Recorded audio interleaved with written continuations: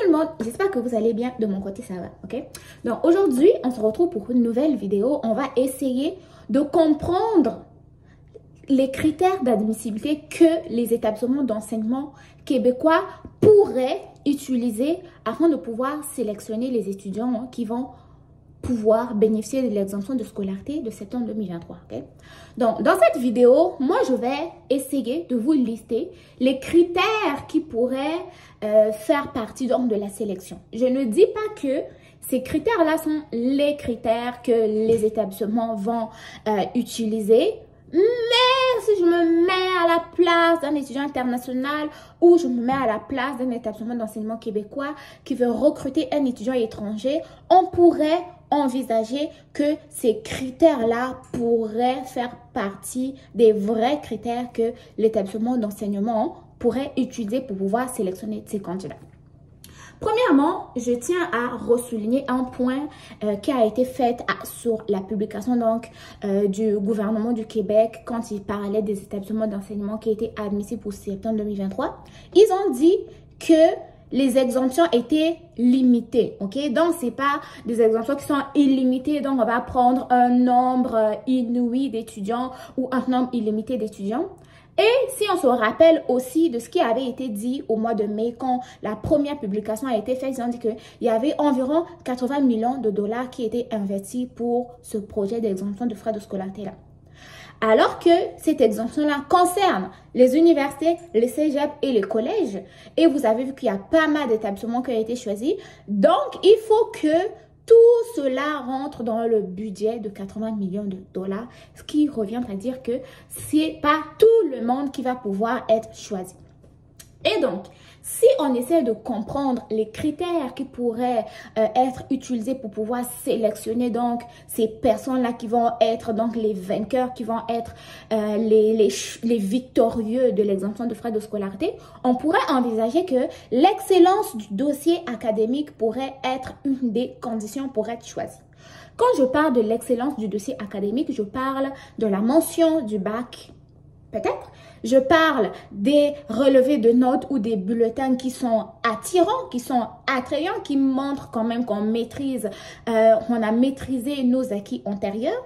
Je ne parle pas de passer le bac avec un 10 de moyenne, avec 9,5 de moyenne, si ça peut passer dans certains pays, mais quand tu as un bon dossier scolaire, tu es un étudiant qui a réussi, que tu as travaillé dur, tu pourrais être choisi. Donc, l'excellence du dossier académique revient aussi à dire que il faut que vos mentions de baccalauréat là, soient cohérentes avec le relevé de notes. Si tu as essayé de traficoter les relevés de notes et la mention du bac, par exemple, tu as eu ton bac avec mention très bien alors que les notes ont été un peu mélangées pour te donner un bon résultat là, faites attention.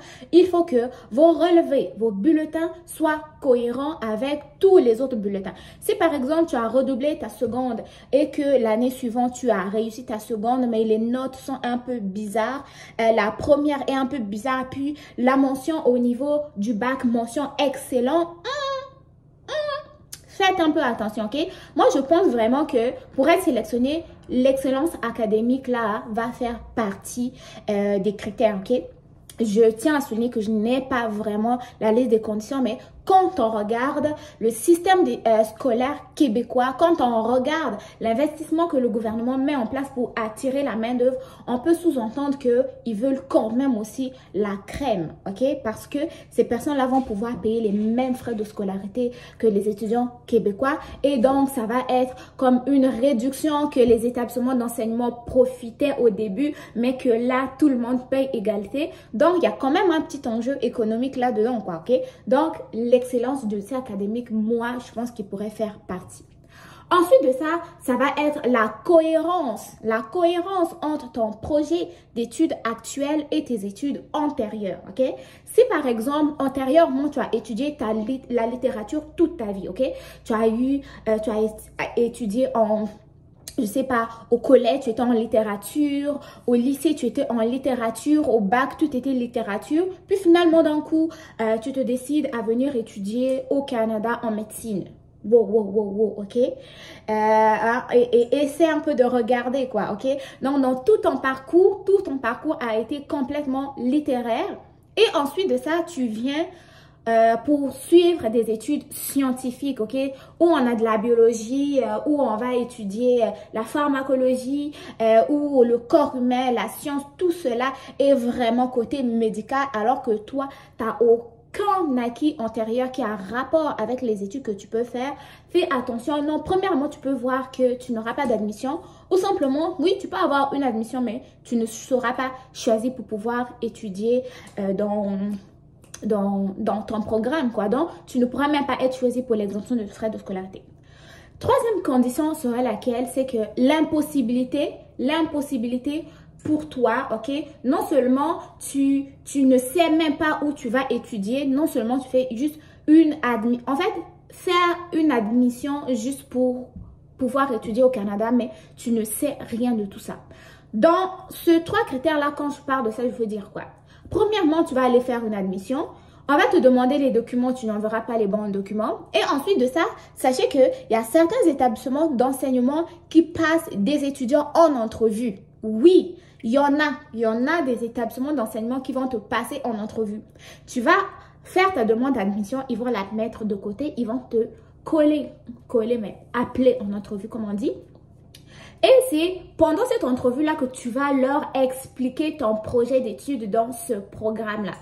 Donc, si toi, tu ne sais pas justifier ton projet d'études, tu ne sais pas justifier le choix de ce programme-là dans cet établissement d'enseignement-là, tu peux aussi te voir faire refuser une admission et dans le même cas, voir tes chances de bénéficier d'une exemption de frais de scolarité s'envoler tranquillement vers le ciel, ok?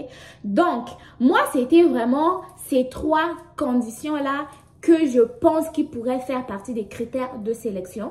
Premièrement, tu n'as pas un excellent dossier académique. Deuxièmement, tes études antérieures n'ont aucun rapport avec les études présentes. Si tu as étudié en littérature, tu peux essayer d'aller en enseignement. Si tu as étudié en littérature, tu peux des fois aller en informatique, des fois ça marche. Mais si tu as étudié les sciences, tu peux aller dans la santé, services sociaux, tu peux aller dans le génie, tu peux aussi aller en informatique. Donc, essayez de faire des demandes d'admission qui ont un rapport avec vos projets antérieurs. Je sais que vous allez me reposer dans les commentaires, mais je tiens vraiment à vous le dire, de faire des demandes d'admission dans des programmes qui ont rapport avec vos études antérieures. Parce que non seulement vous allez, je sais même pas, l'établissement d'enseignement va voir, oh mais la personne a étudié en littérature toute sa vie, la personne veut étudier en soins infirmiers, il n'y a aucune cohérence, elle a aucune notion de mathématiques, aucune notion en sciences, aucune notion en physique, aucune notion en chimie. Qu'est-ce que cette personne-là veut faire ici? Est-ce que cette personne-là veut simplement rentrer au Canada ou non? Ok? Donc, ça va être les deux points importants à aller cogiter là-dessus et à essayer de voir vraiment c'est quoi vos chances de vous admettre dans un programme qui a rapport avec vos études antérieures. Ok, donc la vidéo va s'arrêter ici. Pour le troisième point, je vous l'ai dit parce que je sais qu'il y a certains établissements d'enseignement qui vont quand même accepter votre admission, mais avant de vous le confirmer, ils vont pouvoir vous passer en entrevue. Pourquoi est-ce que cette personne-là a des études qui ne concordent pas avec son admission actuellement? Qu'est-ce qui le motive à vouloir s'inscrire dans ce programme, à s'inscrire dans cet établissement? Donc, vous pouvez des fois mieux vous expliquer en face à face, ok? Parce qu'il y a des fois des gens qui ont de la difficulté à s'exprimer par écrit, certaines personnes qui ont de la difficulté avec tout ce qui est paperasse et tout. Mais quand tu rencontres la personne en entrevue, tu sens que la personne a des compétences, la personne est faite pour ça, la personne pourrait bénéficier de cette exemption-là, ok?